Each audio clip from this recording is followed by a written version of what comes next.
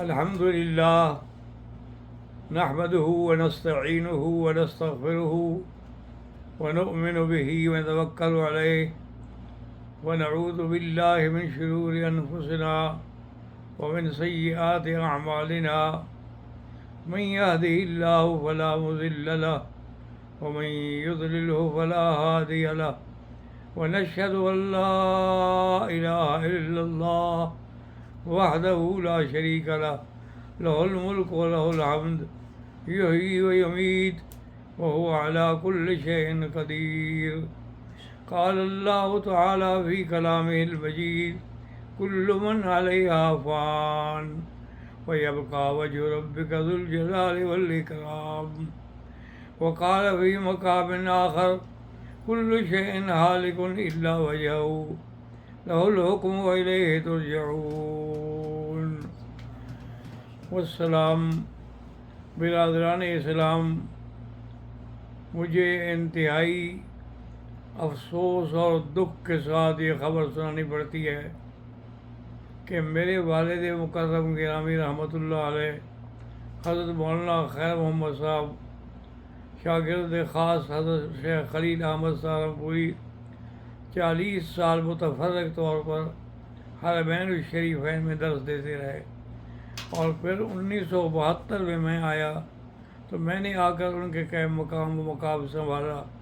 تو 1972 سے لے کر آج تک الحمدللہ صبح کو بھی اور شام کو بھی، صبح کو عربی میں اور شام کو اردو میں تفسیر کا درس ہوتا ہے، جس کے اجتماع کا عالم اب آپ خود اندازہ کریں کہ حضرت مولانا خلیل احمد صاحب لدھیانوی سپاہ صحابہ کے جو بڑے ہیں وہ آئے اس دن، جس دن مجھے حکومت کی طرف سے حکم ملا تھا کہ بھئی آپ جو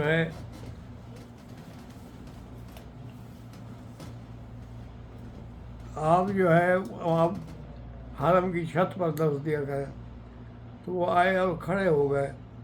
اس کے بعد پھر میرے پاس آیا، کہنے لگے یار مبارک ہو، آج تو تم نے سپاہ صحابہ کا جلسہ بنایا ہوا ہے. اتنا بڑا اجتماع میں نے تو زندگی میں نہیں دیکھا کبھی.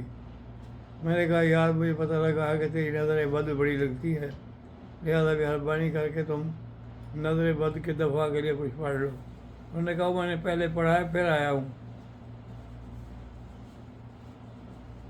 تو اتنی ساری خدمات کرنے کے بعد صلہ مجھے کیا ملا ہے؟ صلہ مجھے یہ ملا ہے کہ جی 10 محرم کو مولانا مکی صاحب وفات پا گئے ہیں. اور یہ خبر کس نے دی ہے؟ جو میرے بھائی ہیں، میرے گویا کے خاندان کا ایک حصہ ہے، جامعۃ عبدالرشید والے مفتی عبدالرحیم صاحب، ان کی طرف سے خبر دی گئی ہے. حالانکہ ان کا میرا اتنا بڑا تعلق ہے کہ میں بیان نہیں کر سکتا. میں جب بھی پاکستان جاتا ہوں تو اس ادارے کی زیارت کرنے کے لیے ضرور جاتا ہوں. تو اس لیے اب آپ خود اندازہ کریں کہ یہ کس کی شرارت ہو سکتی ہے. بعض لوگوں نے کہا ہے کہ راجن پور سے بھی کوئی اس قسم کا کلپس ملا ہے، اور سعید آوان نے بھی کہا ہے کہ مجھے بھی کلپس پہنچا ہے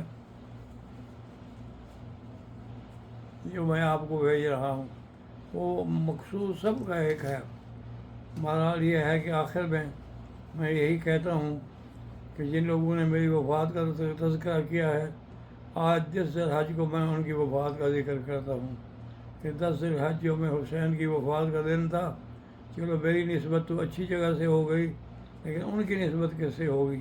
انا للہ و انا الیہ راجعون.